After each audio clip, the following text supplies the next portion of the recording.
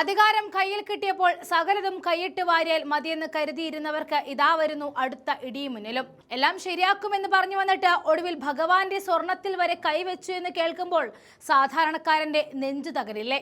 പക്ഷെ അധികാരം ശാശ്വതമെന്ന് കരുതിയ സഖാക്കൾ അറിയാൻ കിടക്കുന്നതേയുള്ളൂ. ഇത്തവണ കളി മാറ്റിവെച്ചാണ് വന്നിരിക്കുന്നത്. ജനങ്ങളുടെ വികാരത്തിൽ തൊട്ടുകളിച്ച ഈ സ്വർണ്ണക്കൊള്ളയ്ക്ക് അറുതി വരുത്താൻ സതീശൻ സർക്കാർ തീരുമാനിച്ചുറപ്പിച്ചു കഴിഞ്ഞു. അതിന്റെ ആദ്യപടിയായി മുണ്ടും മടക്കിക്കുത്തി വിജിലൻസ് മന്ത്രി രമേശ് ചെന്നിത്തല തന്നെ രംഗത്തിറങ്ങുകയാണ്. പണ്ട് ഈ സ്വർണ്ണക്കൊള്ള നടന്ന സമയത്തൊക്കെ മൈക്കം കെട്ടി ഇതിനെതിരെ ശക്തമായിട്ട് ഗർജിച്ച അതേ ചെന്നിത്തല ഇന്ന് വിജിലൻസിന്റെ കസേരയിൽ നിന്ന് ഫയലുകൾ ഓരോന്നോരോന്നായി തുറക്കുമ്പോൾ ചിലരുടെയൊക്കെ ചങ്കിടിപ്പ് കൂടുന്നുണ്ടാകും. നടപടിക്രമങ്ങളിൽ വീഴ്ച പറ്റി സ്വർണം നഷ്ടപ്പെട്ടിട്ടില്ല എന്നൊക്കെ പറഞ്ഞ് ഇപ്പോൾ തടി ഊരാൻ നോക്കുന്ന പ്രത്യേക അന്വേഷണ സംഘത്തിന്റെ റിപ്പോർട്ട് നമ്മൾ കണ്ടു. നഷ്ടം വന്നിട്ടില്ലെങ്കിൽ പിന്നെ എന്തിനാണ് സാറേ ജംഷഡ്പൂരിലെ ലാബിലേക്ക് ഈ പരിശോധനാ ഫലവും കാത്ത ആളുകൾ ഇരിക്കുന്നത്? എന്തൊക്കെയോ എവിടേക്കോ ചെയ്യുന്നുണ്ട് എന്ന കാര്യം ഉറപ്പാണ്.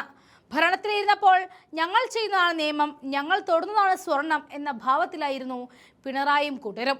PS പ്രശാന്തിന്റെ കാലത്തെ ആ സ്വർണം പൂശൽ മഹാമഹത്തിൽ എന്തൊക്കെയാണ് കാട്ടിക്കൂട്ടിയത്? ഭക്തർ കാണിക്കായിട്ട് സമർപ്പിച്ച തങ്കവും സ്വർണവും എങ്ങോട്ടാണ് മറിഞ്ഞത് എന്ന് ചോദിച്ചപ്പോൾ കൃത്യമായ മറുപടിയുമില്ല. ഇപ്പോൾ വിജിലൻസ് അന്വേഷണം വേണമെന്ന് SIT തന്നെ ഹൈക്കോടതിയിൽ ശുപാർശ ചെയ്തിരിക്കുന്നു.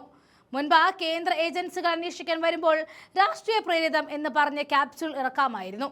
എന്നാൽ ഇന്ന് സ്വന്തം നാട്ടിലെ വിജിലൻസ് തന്നെ കഴുത്തിന് പിടിക്കാൻ വരുമ്പോൾ ആ ക്യാപ്സ്യൂൾ ഒന്നും തൊണ്ട തൊടാതെ വിഴുങ്ങാൻ പറ്റില്ലല്ലോ. വിജിലൻസ് മന്ത്രി രമേശ് ചെന്നിത്തല മുണ്ടും മടക്കി കുത്തി ഇറങ്ങിയാൽ പിന്നെ അന്വേഷണം എങ്ങനെ ഉണ്ടാകുമെന്ന് പ്രത്യേകം പറയേണ്ടതില്ല. പഴയ ഫയലുകൾ ഓരോന്നോരോന്നായി പൊടി തട്ടിയെടുക്കുമ്പോൾ പലരുടെയും ഉറക്കം കെടും. ജംഷഡ്പൂരിലെ ലാബ് ഫലം കൂടി വരുന്നതോടെ ഈ നടപടിക്രമങ്ങളിലെ വീഴ്ച എന്ന പുകമറ മാറി അഴിമതിയുടെ യഥാർത്ഥ ചിത്രം പുറത്തേക്ക് വരും. അന്ന് ഭക്തരെയും ജനങ്ങളെയും വെല്ലുവിളിച്ച് ഭരണം നടത്തിയവർ ഇന്ന് നിയമത്തിന് മുന്നിൽ വിറച്ചു നിൽക്കേണ്ടി വരും. ഇനി വരാൻ പോകുന്നത് പൂരം വെടിക്കെട്ടാണ്. ഈ അന്വേഷണം മുൻപോട്ട് പോകുമ്പോൾ AKG സെന്ററിൽ ശീതീകരിച്ച മുറികളിലിരുന്ന് വിപ്ലവം പ്രസംഗിക്കുന്ന പല CPM നേതാക്കളും കൂട്ടത്തോടെ ജയിലിലേക്ക് പോകേണ്ടി വരും.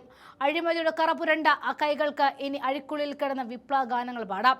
പണ്ട് അഹങ്കാരത്തോടെ തലയുയർത്തി നടന്നിരുന്ന പിണറായി വിജയൻ അടക്കമുള്ള വലിയ വലിയ നേതാക്കൾക്ക് ഇനി കേരളത്തിലെ ജനങ്ങളുടെ മുന്നിലൂടെ നടക്കണമെങ്കിൽ തലയിൽ മുണ്ടിട്ട് നടക്കേണ്ട അവസ്ഥ വരും. ജനങ്ങളുടെയും ദൈവത്തിന്റെയും കണ്ണിൽ പൊടിയിട്ട് നടത്തിയ ഈ സ്വർണ്ണക്കൊള്ളയ്ക്ക് കൃത്യമായ മറുപടി സതീശൻ സർക്കാരും രമേശ് ചെന്നിത്തലയും ചേർന്ന് നൽകിയിരിക്കും.